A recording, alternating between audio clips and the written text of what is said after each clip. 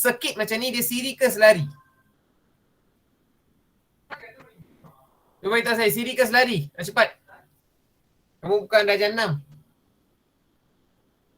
Siri ke selari?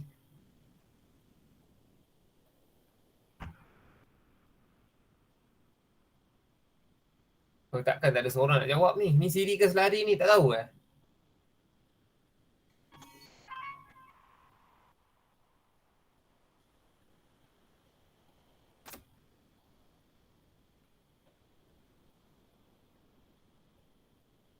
Macam mana? Tak, ni apa? Siri ke selari ni?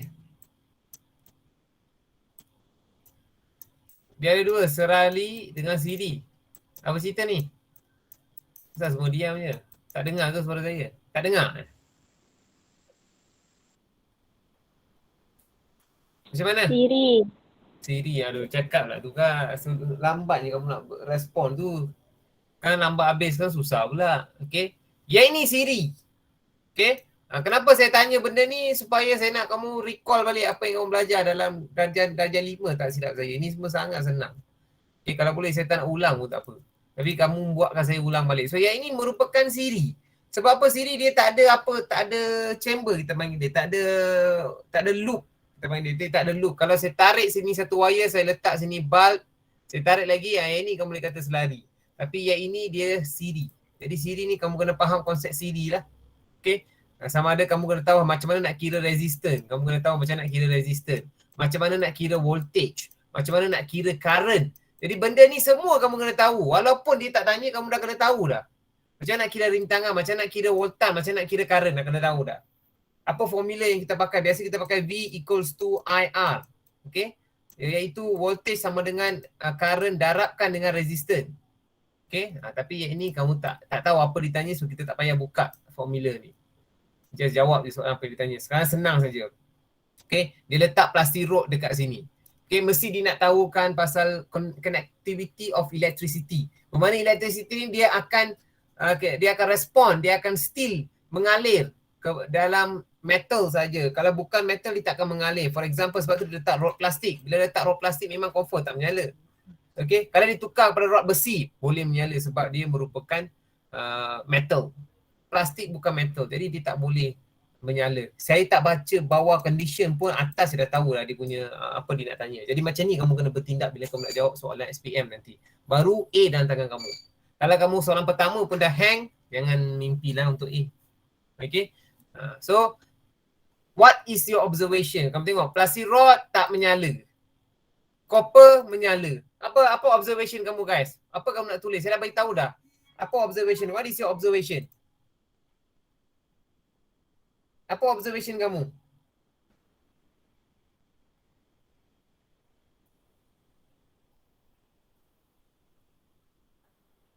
Pemerhatian kamu, rod plastik, apa? Rod plastik tidak akan menyala. Kamu letak macam ni, tidak akan menyala. Okay. Tidak akan menyala.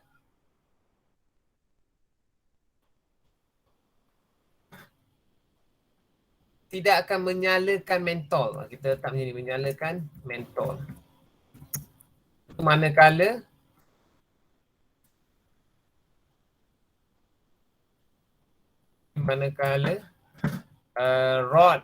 rod besi, okey, bukan rod besi, rod kuprum. Rod kuprum akan menyalakan, okey, menyalakan mentol. Jadi yang ini yang kamu kena tulis dekat sini. Walaupun satu markah, benda ni kamu kena tulis. Okey. Sebab itu pemerhatian kamu. Nyatakan sebab. Apa sebab dia? Apa sebab dia? Kenapa dia tak menyala? Sebab apa? Plastik apa? Plastik tidak boleh. Bahan penebat. Apa? Apa kak? Ulang balik. Penebat. Ya, bagus. Plastik merupakan penebat. Senang. Tak payah cerita banyak. Jika kamu lupa maksud penebat, dalam bahasa Inggeris kita panggil conductor and insulator. Conductor bahasa Melayu apa kak? Tolong saya. guna konduktor juga. Konduktor juga Okey lah, konduktor lah kita ambil sebab I bahasa Melayu dah lupa konduktor tu apa. Dalam bahasa Inggeris, teori konsepnya kita panggil conductor and insulator. Konduktor ni merupakan bahan yang dapat mengalirkan arus elektrik. Kalau insulator dia tak mengalirkan arus elektrik. Sebagai contoh, batu dia tak akan mengalirkan arus elektrik. Okey, banyak benda lagi, plastik lah, air lah, apa benda pun dia tidak akan mengalirkan arus elektrik. Jadi benda tu kamu kena tahu, penebat dan juga konduktor. Okey, so plastik merupakan penebat. Okay. Tulis macam ni satu markah. Okay. Arus elektrik.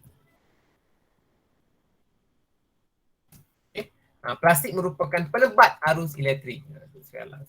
Tulis ejaan pula salah. Okay. Penebat arus elektrik. Okay. Betul. Okay, sebab dia satu markah, dia tak kisah soalan dia. Satu markah, kamu kena jawab simple-simple saja. Satu markah dia tak boleh buat karangan. Okey, melainkan kamu tak tahu mula goreng itu tak ada option lain lah, tapi straightforward. Soalan pertama memang straightforward, senang. Okey. What is your bagaimanakah anda mengawal eksperimen ni? Apa kamu nak, macam mana kamu nak kawal eksperimen ni? Kamu nak letak apa sekarang ni? Kalau kamu nak kawal eksperimen ni, kita akan main peranan dengan menggunakan bahan ini, iaitu bahan dry cell. Bahasa Inggeris, bahasa Melayu kita panggil bateri. Okey, jadi bahan yang kita akan kawal adalah sel kering. Okey, kita akan menggunakan sel kering ataupun bateri, bilangan bateri. So kita boleh katakan bilangan, okey, bilangan sel kering. Okay. So bilangan sel kering adalah bahan yang kita akan kawal dalam eksperimen ini. Okey. Okey, so dah pergi pada CD pula. Hipotesis, iaitu apa yang kamu boleh related. Senang saja. Hipotesis ni sama dengan conclusion. Okey, kalau macam saya dah boleh tahu dah hipotesis itu apa. Iaitu arus elektrik tidak akan mengalir dalam plastik rod, manakala dia akan mengalir dalam plastik kupron. Kamu buat macam itu pun dah satu markah lah. Satu markah. Ataupun nak lagi simple, lagi spesifik, bermakna orang yang faham soalan ini saja boleh jawab. Dia punya jawab boleh beri jawapan sebegini, iaitu arus elektrik tidak akan mengalir dengan menggunakan alatan penebat. Okay, ataupun penebat tidak akan mengalirkan arus elektrik, manakala konduktor akan mengalirkan arus elektrik, membuatkan lampu menyala. Tak letak di situ pun tak apa. Plastik tidak akan mengalirkan arus elektrik, manakala kupron akan mengalirkan lampu elektrik. Settle. Okay, satu markah. Okay, saya tak tulis sebab benda yang sama je. Yang ni letak je kat CD ni. Okay. Okay, yang E, predict what will happen. Ramalkan apa yang akan berlaku kepada mentor sekiranya kita menggunakan rod besi dalam eksperimen ini. Apa berlaku kepada mentor jika kita menggunakan rod besi? Senang saja soalan dia. Apa akan berlaku? Cuba bagi tahu saya jawapan dia. Kita guna rod besi. Dekat sini kita gantikan dengan rod besi. Okey, kita gantikan dengan rod besi. Okey. Macam contohlah kamu letak sini aluminium. Kamu letak sini zinc. Kamu letak sini apa lagi? Aluminium, zinc, copper lah. Kamu nak letak apa lagi? Stannum lah, silver lah, argentum lah, anything else. Nak letak magnesium ke, nak letak calcium ke. Okay, it's all metal tau. Okay, macam mana saya tahu ni metal? Pergi belajar balik ECS, Electrochemical Series. Okay, potassium, kamu nak letak potassium boleh, kamu nak letak sodium boleh, kamu nak letak magnesium boleh, aluminium boleh, zinc boleh, ferrum boleh, stannum boleh, plumbum boleh. Those all are metals. Okay, itu pasal kamu kena try treasure. So kalau kamu pergi tengok YouTube, ada metal ni. Okay, dia ada eksperimen dia. Okay, so apa berlaku bila kita gantikan dengan plastik rod? Semua mentor tu akan menyala, settle. All lights, all bulb will lights up. Okay, semua mentol ni dia akan menyala sebab kita guna rod besi. Besi dia akan mengalirkan arus elektrik. Dia tanya conclusion dah boleh jawab. Okey, soalan nombor 2. Soalan nombor 2 nak baca voltmeter sebab macam mana saya tahu dia voltmeter? Dia ada sini huruf V. Kalau sini dia ada A, kita panggil multimeter bukan ataupun ammeter. Sebab multimeter pun dia ada 3 reading kita boleh buat. Multimeter can read 3 types of reading. One, dia boleh read voltage. Satu lagi dia boleh read ampere, iaitu current. Yang ketiga dia boleh read resistance, berapa resistance, rintangan. Jadi banyak multimeter ni dia 3 function. So di sini dia guna voltmeter, simple saja. Voltmeter nak baca voltage. Okay, dia nak baca voltage. Jadi bila nak baca voltage ini dia dah lebih kepada electrochemical series. Dia guna voltmeter. Galvanic cell dia guna G. Sekarang dia guna voltaic cell. Voltaic cell dia guna voltage lah, dia guna voltmeter. Bila voltmeter apa yang kita akan tengok kita akan tengok pergerakan jarum terpesong ataupun tidak. Itu saja eksperimen ni kita nak tengok. Okay. So eksperimen ni biasa kalau kamu ada dekat sekolah mungkin kamu akan buat, tapi kamu sekarang tak ada dekat sekolah. Jadi kamu tak buat eksperimen ni, tapi kamu kena tahu apa result dia, kamu kena tahu. Itu very important. Bukan semua eksperimen kita boleh buat dekat sekolah, tak boleh. Ada setengah saja kita boleh buat. Setengah kita kena tahu saja apa kelangsungan eksperimen tersebut. Itu yang paling penting kamu kena tahu. Okay. Jadi soalan nombor 2, yang pertama zinc dengan copper, yang kedua copper dengan copper. Saya dah beritahu electrochemical series. Bila ada zinc dengan copper, kita kena tahu siapa duduk atas, siapa duduk bawah. Very important. Sekarang yang ni siapa duduk atas, siapa duduk bawah? Ni. Siapa duduk atas, zinc ke copper? Tolong beritahu saya. Zinc. Zinc duduk atas. Okey, zinc duduk atas Kalau kita ikut ni, kalau kita guna ni, zinc duduk atas. Okey. Ni zinc, ferrum, sini stannum, sini PB. Sini hydrogen.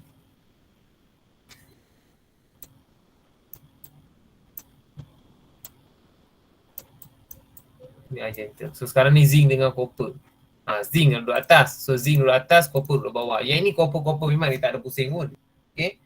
Okay. So sekarang ni dia suruh baca voltmeter ke tak ni yang ada. Okay. So pair of metal, copper and zinc, ini kena baca voltmeter reading. Okay, berapa guys? Ini voltmeter reading untuk ini, baca. Kalau tak nampak saya besarkan. Ni sikit. Kita besarkan, tak ada masalah, kita boleh besarkan. Nampak ke tak? Berapa? Ni berapa ni? Tolong beritahu saya berapa?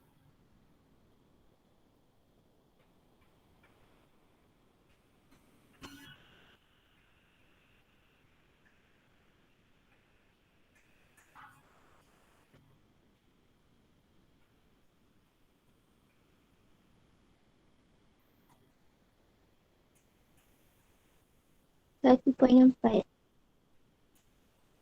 Macam mana? 1.4, bagus. 1.4 voltage. Betul.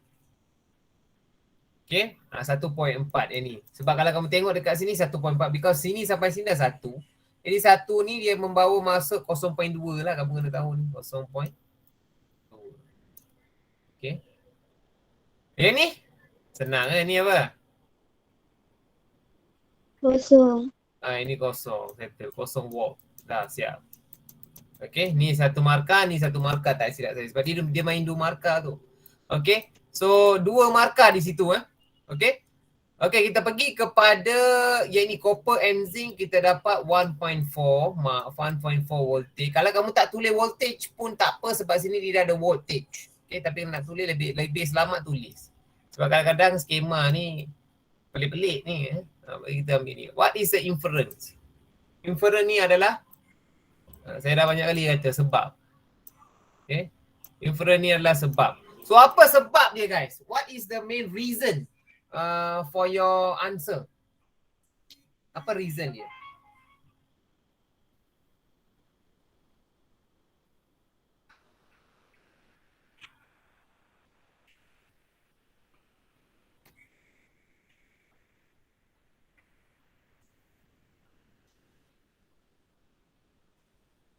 Apa berlaku? Kenapa? Sebab dia apa?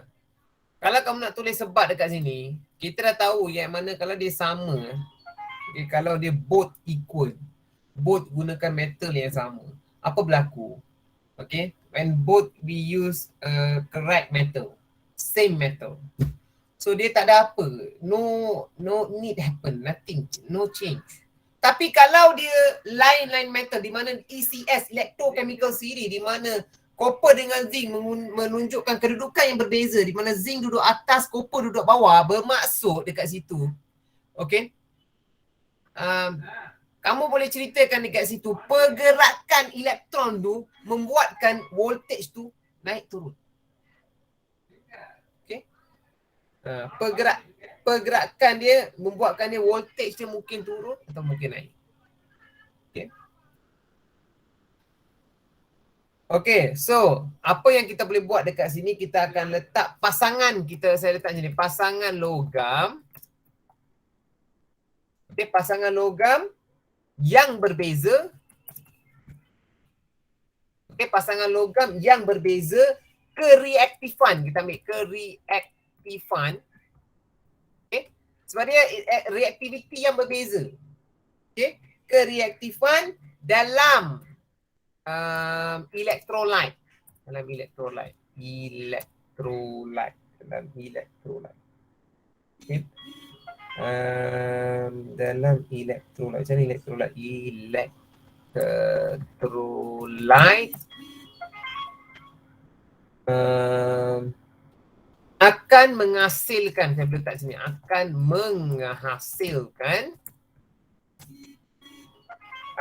menghasilkan saya boleh katakan tenaga elektrik.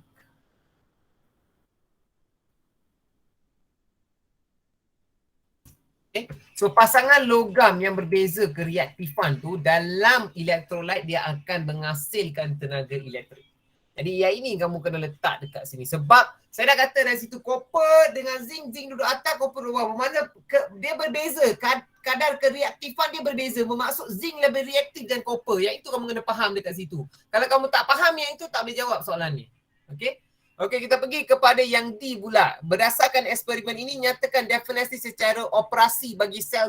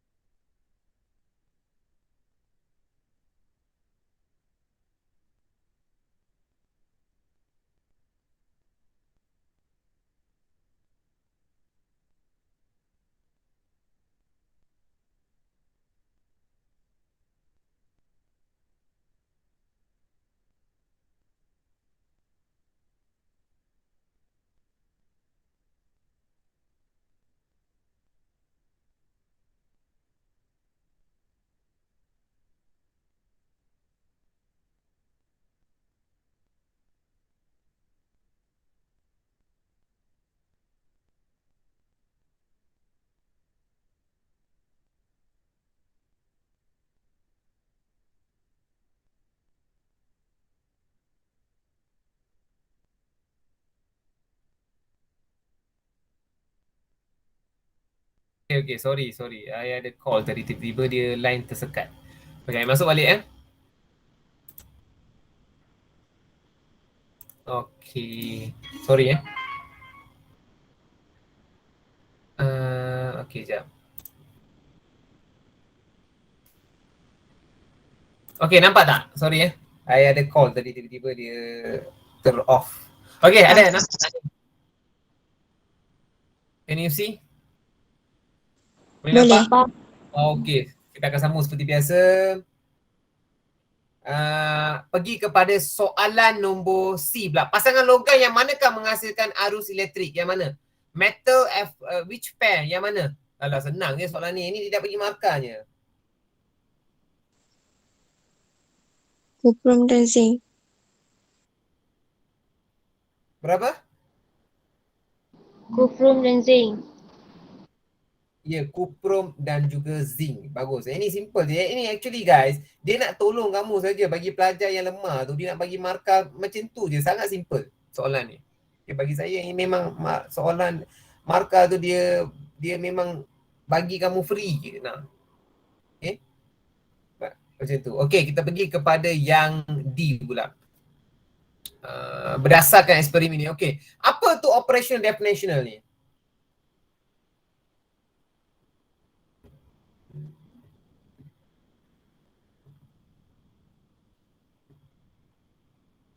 Apa tu operation definitional tu?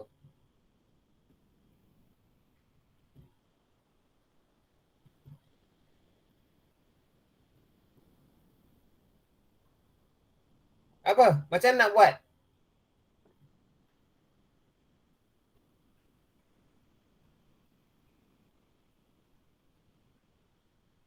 Kena bagi definisi sel kimia tu.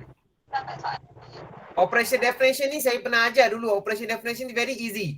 Kita just kena buat apa? Operation definition maknanya the operation definition for chemical cell is responding variable dia apa. Macam tu saya ajar dululah. Okay. Okay. Tapi untuk soalan dia ini manipulated variable, dia tak tanya, responding variable pun dia tak tanya. Jadi kita ambil macam ni lah. Chemical cell ni is ataupun daun bukan chemical cell ni macam mana? Sel kimia. Okay. Sel kimia ni adalah pasangan elektrod yang menunjukkan bacaan pada wattmeter. Kata boleh ambil macam tu. Okay. So kita boleh ambil macam ni. Sel kimia. Okay. Kamu boleh letak situ soalan B ni. Okay. Sel kimia. Okay. Sel kimia merupakan merupakan pasangan. Okay. Dia merupakan pasangan saya ambil macam ni, pasangan elektrod yang memberi bacaan kepada wattmeter. Okay, yang memberi bacaan kepada wattmeter. Okay, settle. Okay. Settle. Dia tak susah mana pun. Dia kalau kamu faham dia punya konsep, senang. Tapi kalau kamu nak kuasai benda ni, kamu kena selalu buat latihan. Okay. Dia selalu buat latihan. Okay. Okay. So kita pergi kepada soalan seterusnya, iaitu soalan nombor 3. Cuba kamu tengok betul-betul. Kalau kamu tengok dekat sini, apa yang kamu faham tu?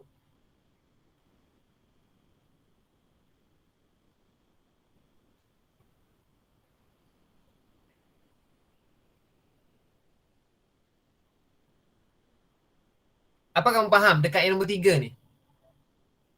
Okey, Raja 3 menunjukkan eksperimen untuk mengkaji kesan kekurangan nutrien pada tumbuhan. Kamu tengok tumbuhan ni kalau dia dia boleh grow healthier instead of grow not healthier. For example, tengok di situ. Kalau dia healthier, dia punya green, dia punya daun tu hijau, dia tak layu. Okay. Tapi kalau daun tu kuning, kita panggil dia klorosis. Okay. So kalau dia klorosis, dia ada kekurangan. Kekurangan apa? You should know lah. Kamu kena study. Potasium ke ataupun natrium. Which one is the apa kita panggil malnutrition dia.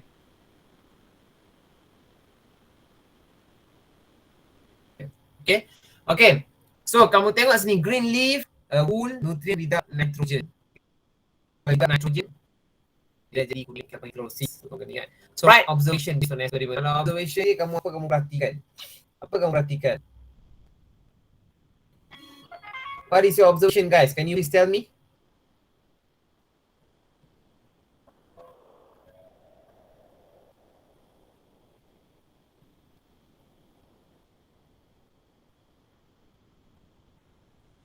Sorry, tak tahu.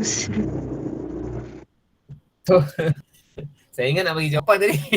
Tak tahu Okay, sebenarnya macam ni. Kamu eksperimen, kamu tengok lah. Kamu tengok sini ada knob solution. Dekat knob solution ni, kamu tengok daun dia hijau. Sini ada nutrient without nitrogen, daun dia kuning. Tulislah benda tu dekat observation sebab itu yang kamu nampak.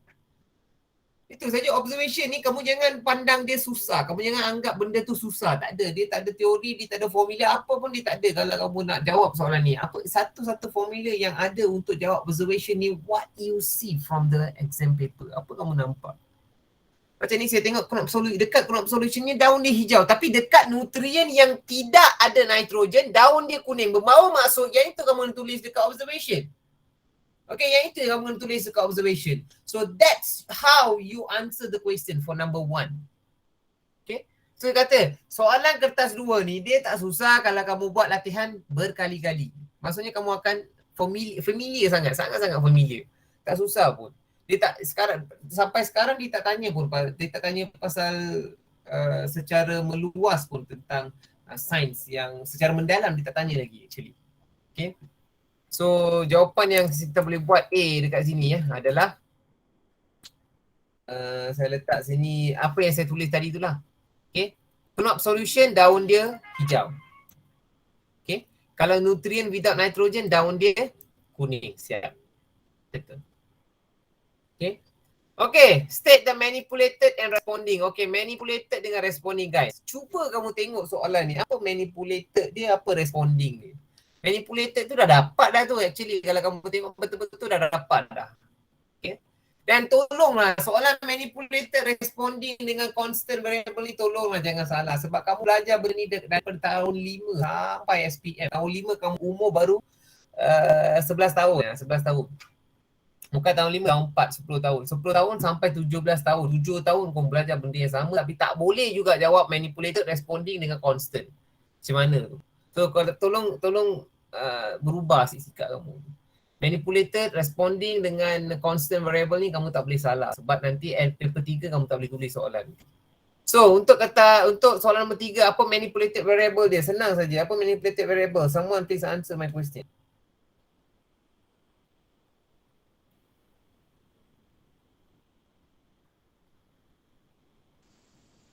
Jenis nutrien. Jenis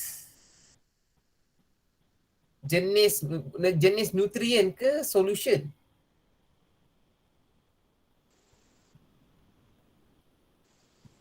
Jenis nutrien ke ataupun solution?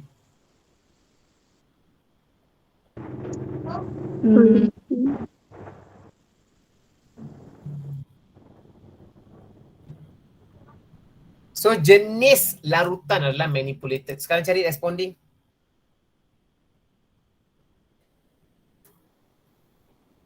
Cari responding sekarang. Keadaan daun. Keadaan hijau. Keadaan daun. Ya, bagus. Keadaan daun. Keadaan daun tu adalah responding. Sebab yang membuatkan dia bertukar adalah dia punya manipulated variable. Itu yang kamu kena tengok betul-betul. Okay. So no choice. Okay, so no choice kita ambil responding variable adalah keadaan daun ataupun the conditions of the leaf. Okay. Okay, nombor yang C pula. Nyatakan hypothesis. Apa hypothesis dia guys? What is your hypothesis? Kamu main dengan kamu play with your variables. Different solution gives different apa? Jika larutan kultur lengkap digunakan, maka daun hijau akan dihasilkan?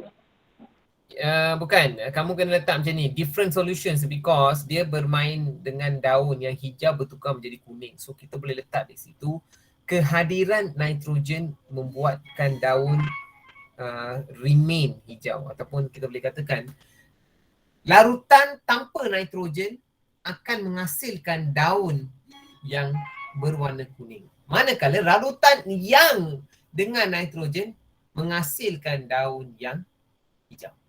So itu yang paling penting. Sebab kalau tak ada nitrogen, daun akan bertukar menjadi kuning. Proses kita panggil klorosis. So you should know that process. Proses dia klorosis. Kenapa kekurangan nitrogen membuatkan dia daun bertukar menjadi warna kuning. Okay. So kita anggap benda tu tak sihat because lack of nitrogen there, ataupun lack of nutrient. So bukan maksudnya dalam eksperimen kamu belajar benda ni dekat luar pun, bila kamu nampak daun tu warna kuning, kamu dah tahu dah mesti lack of nitrogen. So lack of nitrogen, what is the way to get macam how what is the way to improve the color of the leaf? So you should add some phosphate that include nitrogen there. Okay. Hipotesis pun dah ini. Mark the boxes shown class of nitrogen as nitrogen. So tandakan kepada kotak yang disediakan bagi menunjukkan nutrien yang mempunyai kelas yang sama seperti nitrogen. So yang mana sama seperti nitrogen? Come on guys. Which one? Phosphorus. Phosphorus dengan? Kalium, Phosphorus dengan? kalsium. Yes, calcium. Tu benda ni. Baru satu markah. Kalau kamu tanda phosphorus dia salah. Bukan salah, satu markah ni, setengah markah. Okay, so dia satu markah je. Sorry lah, dia tak bagi dua. Okay, nombor 4 eksperimen lain. Okay, nombor 4 ni dia nak tolong kamu juga guys. Actually dia dah bagi macam ni, dia suruh kamu lukis graf. Graf pun dia dah bagi. Dia dah bagi MV dekat sini dia dah bagi. Dia dah bagi RV pun dekat sini dia dah bagi dah. Okay. Dia dah bagi manipulated variable, dia dah bagi responding variable. Kerja kamu lukis dapatkan 2 markah. Nak ke saya lukis?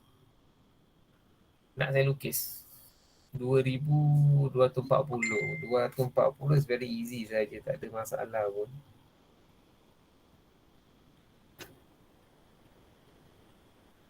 Okay, saya pun lukis, kamu pun lukis.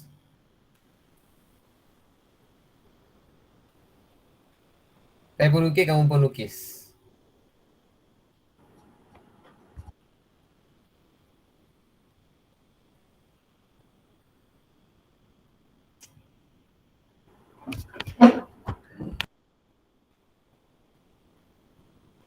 Kalau boleh jangan jangan tengok je lah. Okay, ambil nota, salin. Okay, sebab apa? Sebab takkan kamu nak tengok je. Okay, ini line graph ke? Yang penting ni kamu jangan lukis bar graph pula. Ni apa, line graph ke apa ni? Based on result, draw graph on plastic production against time. Okay, kalau macam ni, kamu tak boleh lukis bar graph it's not suitable. So kamu kena lukis line graph. Kalau lukis bar graph salah. Aduh. Ni 50, ni 40 sini. Okay, settle. Lagi apa nak? 250 atas sikit, atas sikit sini lah. Okay, atas sikit. 270 dekat sini. Sini nak tu ni. Lepas tu 280 atas sikit saja 280. Tu saya di sini kan. Kalau ada pembaris senang. Ini saya tak ada pembaris, mata je nampak silau pula. Inilah. Tak apa kalau ada pembaris kamu buat betul-betul. 290, satu lagi kotak ke atas tu. Satu lagi kotak. Senang saja guys ni. Senang dia bagi. Dia bagi markah bonus ni. 300, ngam-ngam. 300, tengah-tengah ngam-ngam Ngam-ngam. Okey, cantik. Dan last kali 320 sini sikit. 20 sini. Okay, ambil pembaris, kau garis je. Okay, tapi kalau tak dapat straight Dia sepatutnya kalau tak dapat straight kamu sambungkan kepada line. Kalau dia tak dapat straight kamu tak boleh sambung. Dia kena sini pergi sini, sini pergi sini, sini pergi sini, sini pergi sini, pergi sini, pergi sini. Kalau kamu lukis macam ni 2 markah. Sebab apa dia dah bagi sini pun dah bagi, dia dah bagi sini pun dah bagi. So just lukis saja, it's very easy. Tapi kalau aku lukis line, siapa lukis paragraf salah. Siapa lukis paragraf salah. Okay. Tak kena. Paragraf tak kena. Okay. Okay, kita pergi kepada yang B. Yang ni kena jawab dalam soalan dia. Okay, state relation between amount of world plastic production with time. Senang. Very easy. Amount of world plastic with time. The higher the productions, the higher the time. Itu saja. Sebab dia semakin meningkat, dia tak menurun. Okay. So when time increase, the number of production pun increase. Ataupun when the world production when the plastic production increase, again increase with the time. It's anything else. Possible answer tu I will give mark. If not possible, you not get mark. Very easy. Okay. Okay, number C. Fishnet. Apa dia nak ni? Menunjukkan 2 jenis objek yang diperbuat daripada plastik. Okay. Satu electric socket, satu lagi ni apa dia nak ni? Identify the type of plastic used to make the object. Okay, kalau dia nak lukis, dia nak buat plastic net, nak buat fishnet. Fishnet dia pakai apa? Kalau yang ni dia pakai apa? Kalau ni dia pakai ini. Kalau fishnet, I think dia pakai fishnet dia pakai termoplastik. Dia pakai termoplastik. Jadi fishnet ni dia akan pakai termoplastik. Ini kamu kena ambil termoplastik. Tengok balik nota. Termoplastik. Kalau soket dia pakai termoset. Okay. Kalau plastik dia pakai termoset. Plastik termoset. Okay. So dia pakai termoset. Kalau plastik dia termoset. Lepas ni kalau kamu tengok dekat rumah kamu ada soket dibuat daripada termoset. So kamu dah tahu dah. Okay. Ada yang buat daripada metal pun ada, tapi metal dia jarang diperbuat because metal absorb heat, so dia akan menjadi panas, so not suitable. So thermoset is a plastic, so plastic dia heat insulator, dia tak absorb, jadi dia boleh buat daripada plastik lah. But for the last longer tu tak boleh guna untuk jangka masa yang panjang lah, very short period only. Okay, so dah letak sini thermoplastic for fishing net and thermoset for the electric socket. So what for we move on to section B. Kamu baru masuk section B. So kamu ada section A, kamu ada section B, and then I think you have section C. So section B dia dah masuk kepada biology. Dalam pecahan sains ni kita panggil biology. First one is your physics, second one is your biology, third one is your chemistry. Okay. Tapi fizik pun ada campur dengan chemistry juga, chemical juga sana. So the first of all, JKLM. Yang ini soalan sangat famous. Memang dia ulang saja, banyak kali dia ulang. Okay. So soalan J, what is J? Okay, J, apa tu J? Okay. J ni merupakan pituitary. Okay, pituitary. Pituitary bahasa Melayu kita panggil pituitary juga kot. Pituitary juga kot. Pituitary gland. Tapi dia tulis sikit lagi because we use as a pituitary gland. J. M tu dekat kidney, atas kidney tu. Atas kidney dia merupakan adrenaline gland. Tapi dia tak fokuskan kepada gland, it's just adrenal. Saja. M tu adalah adrenal. Okay, dekat kidney tu ada adrenal. Okay. So itu yang adrenal. And N tu dia merupakan dia tak tanya. Dia tanya M dengan J dengan M. Okay. Kalau N tu we call as testosterone ataupun testis. Okay. The place where sperm productions occur. So kamu kena tahu apa tu M, apa tu L, pancreas. K is actually K ni adalah trachea, tapi yes, it's a trachea. Okay. Lepas tu dia ada alveolus dengan alveolus, singular plural. So J, K, L, M and N. So N is testosterone ataupun testis. We call as testis. Okay. And bawah testis we call as sperm duct. Sperm duct. So benda ni semua kamu kena ingat. This all are signs. Okay. This is a male reproductive organ, and then you have a female reproductive organs. And you should know all that kind of things lah. Okay. So soalan A dekat sini. Okay. Soalan A. Okay. Name J and K dah settle. How hormones are carried out? Targeted hormone. Bagaimanakah hormon dibawa ke organ sasaran? So organ ni kamu kena faham dia punya signal ni dia akan transfer in a form of electric impulse. Okay. Itu kamu kena faham. Okay. So bagaimana hormones? Hormon ni macam mana dia dibawa ke organ sasaran ni melalui peredaran darah. We call as blood circulations. Okay. Blood circulation, that's why blood circulation is very important. Daripada bawah ke atas, circulatory system. Blood circulations, kita ada red blood cell, kita ada white blood cell. Okay, kita ada hemoglobin. You know what is hemoglobin? Hemoglobin is a red pigment. Red pigment, a dark red pigment. Inside hemoglobin, you have a lumen there. Okay, so it carry out oxygenated blood. So, kamu ada oxygenated blood and deoxygenated blood melalui alveolus dengan what call that alveolus and blood alveolus and blood capillary. So you have alveolus and blood capillary, oxygen enter, we call as oxygenated blood enter. And deoxygenated gas is diffused out through you have aorta. You ada aorta, 4 chamber aorta kan. So aorta, 2 chamber aorta daripada heart tu kan, pulmonary vein and pulmonary artery. So you should know what is a pulmonary vein, carry out oxygenated blood, pulmonary artery carry out what blood. So how the circulation happens. So these all are signs. Kamu kena ingat benda ni. Kalau kamu lupa apa yang saya kata ni, pergi tengok nota balik. I cannot teach you right now because this is a very general information. And how you want to explore that information, you should go and find in your own way.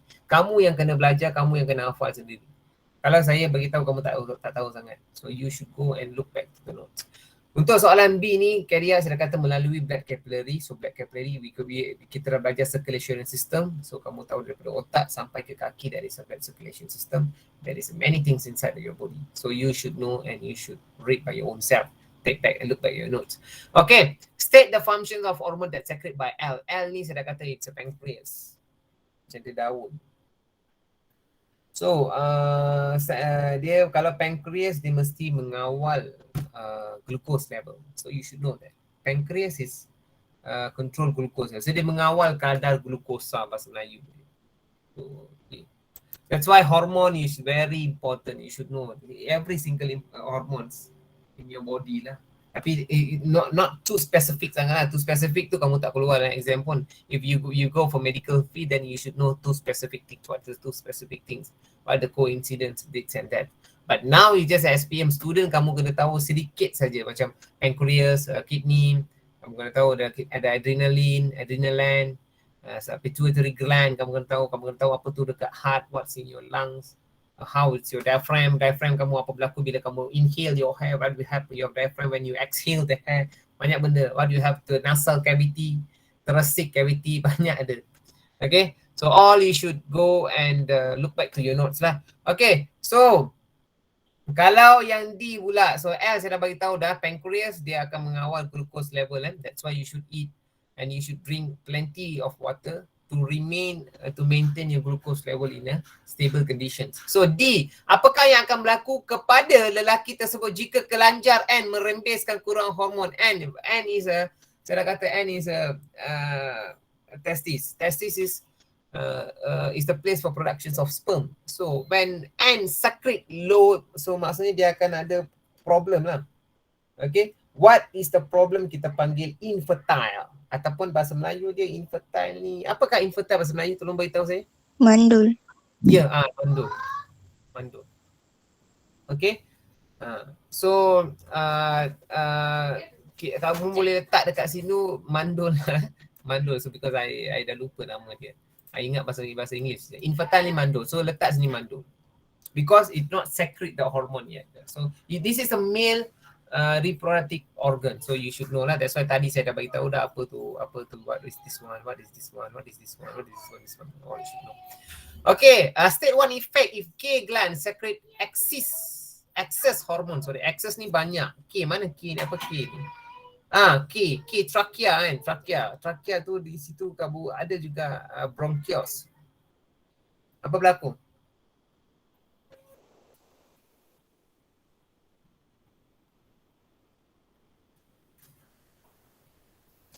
E. Apa berlaku K? If K dekat K ni trachea ni. So saya kamu kena tahu it is a channel di situ. Trachea tu pun dia ada bronchus dia, kita panggil dia bronchus. So apa berlaku kalau dia terlalu tinggi, metabolisme kamu akan meningkat. Okay. Dan satu lagi kamu akan tahu bila ML ni dia akan secrete terlalu tinggi, your eyes will come out. Dia akan mata kamu akan terkeluar nanti. That's the medical treat lah. So you should beware of it. So kalau yang ini dia secrete terlalu tinggi sangat, your metabolism will the rate of metabolism in your body will increase. So kadar metabolisme meningkat in your body lah. Jadi kamu kena tulis dekat K, if K secrete excess lah. Okay. So maksudnya biological questions kita dah settle. Kita pergi kepada chemical lah. Chemistry actually this one. Sebab dia ada atoms. And bila kamu dah tahu dia ada atoms dia, it is a compound sebab it is a combination of molecule and atom. Dia akan form a compound lah. So tengok ada steel, ada duralium. Duralium ni adalah body kapal terbang kan. Dibuat daripada duralium. Okay. Body kapal terbang. It's very heavy metal. And it's very expensive. Okay. So nombor 6, atom X. Atom X dia tak bagi tahu. I think alloy, I think so lah. Composition of steel, not alloy. So composition of steel. Iron plus apa? Statement. Iron plus apa? Ini kamu kena ingat tau. Kalau dia warna hitam macam ni, iron plus carbon. Dia warna hitam macam ni. Okay. Dia warna hitam macam ni kan, ini carbon. Baru kamu akan dapat steel. Sebab kalau kamu tak percaya, cuba kamu pergi gosok steel. What happens? It become heat and black thing precipitate. Okay, ini satu lagi saya beritahu. Ini saya tak tahu kamu nampak ataupun tidak, atau pernah lalui ataupun tidak. I don't know, you guys better know about brake pad ataupun bahasa Melayu, I tak tahu brake pad ni apa. Pad brake. Kereta So for the girls, I'm sorry, but this is the fact. Okay, kamu jika pernah pergi buat kereta kereta kamu pernah pergi servis ke apa ke, okay, so kalau lah ada kesempatan kamu tengok apa foreman tu buat so what happens when the foreman, okay, ataupun when the mechanics open the brake pad and want to change the brake pad, dia nak tukar brake pad tu, what happens, you akan perasan dia akan ada habuk warna hitam tu, dia akan terabur bawah bila dia nak buka whatever it is when related to metal, besi. Kamu akan perasan warna hitam tu akan keluar. That's called as carbon. Kenapa carbon? Because it's a combinations to produce something. Bila dia panas kan, lama-lama dia akan produce we call as soot, warna hitam tu yang turun.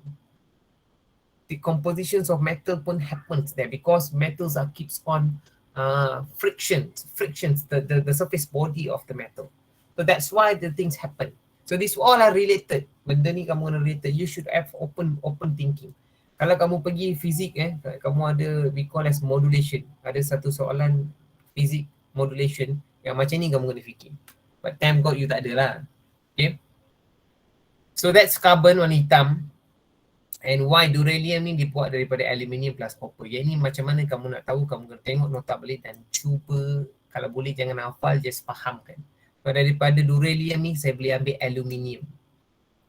Ini trik ni macam mana nak ingat. Daripada duralium ni kita boleh ambil aluminium. Sebab tu dekat X ni dia ada warna hitam. Duralium ni adalah combinations between copper, manganese and aluminium. So the major part is aluminium. Sebab tu 95% adalah aluminium.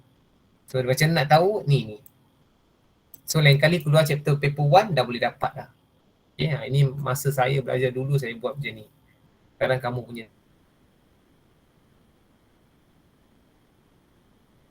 turn.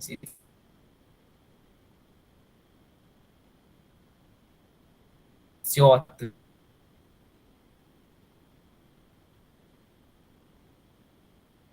My turn, Zoe. It's your turn. Okay, B. Nyatakan dua sifat duralium. Duralium ni sangat bagus. Dia digunakan untuk buat pintu part because it made up of uranium. So, satu kamu boleh katakan dia merupakan strong metal. Yang kedua, dia tidak berkarat. Okay. Okay, yang C. Beras, loyang, okay, steel, keluli. So, the kegunaan. Biasa beras ni kita akan buat kunci lah. Okay. Akan buat kunci. Kalau steel keluli mestilah kereta. Sebab walaupun bumper ni semua plastik, bumper is plastik. Bukan dia saja-saja dia tak nak buat besi ya. Okay. Dia punya reason why bumper bukan bumper plastik, bumper all plastik. Bumper skirting dia semua plastik. Okay, dia tak masuk metal. Kenapa? Because that's a pro and con. Saya tak boleh terangkan sekarang, nanti kamu tak faham. Okay. Go to higher level study. If you want to study more, go for engineering. If you want to study more on your human body, go for medical. Okay. Nombor 7. Living symbiosis. Okay, ini symbiosis. Dia ada commensalism, dia ada parasite, dia ada mutualism. Okay. So, banyak benda dekat sini we call as commensalism adalah hubungan antara tumbuhan dengan manusia. Not manusia dengan haiwan, pada dengan manusia pun ada. That we call as symbiosis. So, symbiosis yang pertama sekali, nombor 7A. Nyatakan bakteria involved in P. Okay, involved in P ini kita panggil decompositions, ya, decomposition. So decomposition mestilah kena ada nitrogen. Bakteria, kamu ada dua, kamu ada bakteria. Okay. So nitrogen fixing bakteria. Bahasa Melayu kita panggil bakteria pengikat nitrogen, tak silap saya. Bakteria pengikat nitrogen. So the bacteria that involved in P ni bakteria pengikat nitrogen. So that's the answer for A ni, okay, bakteria pengikat nitrogen. Okay.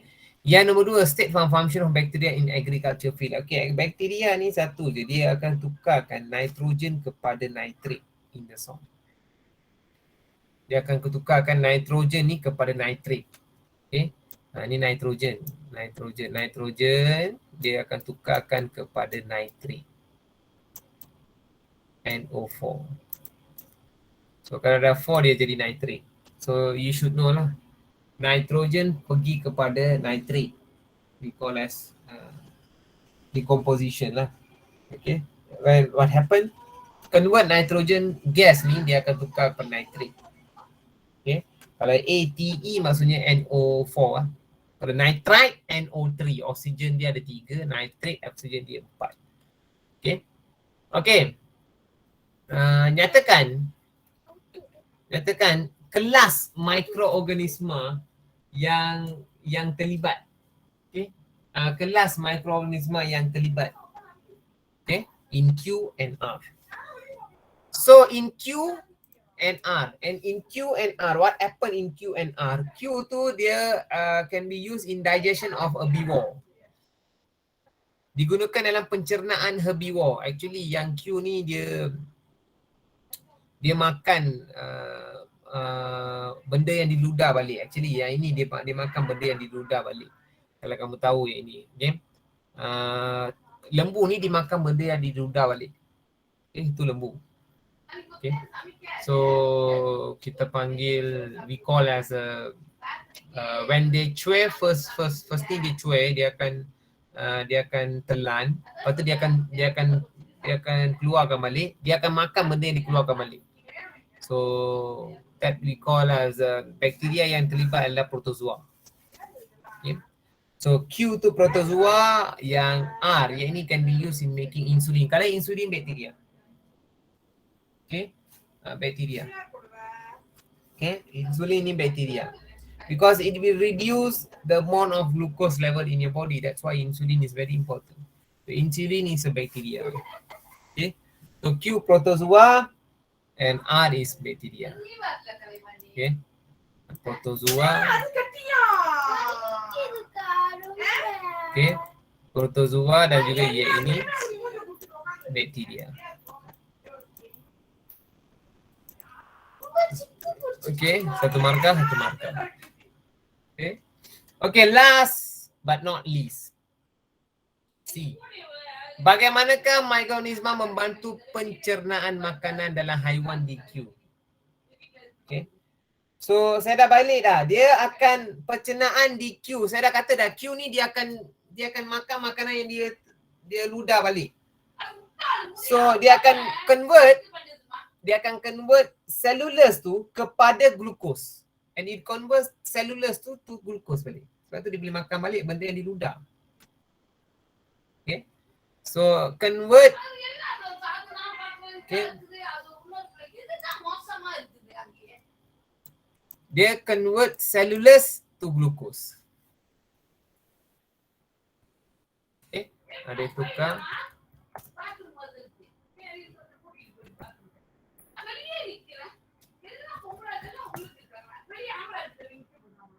Kepada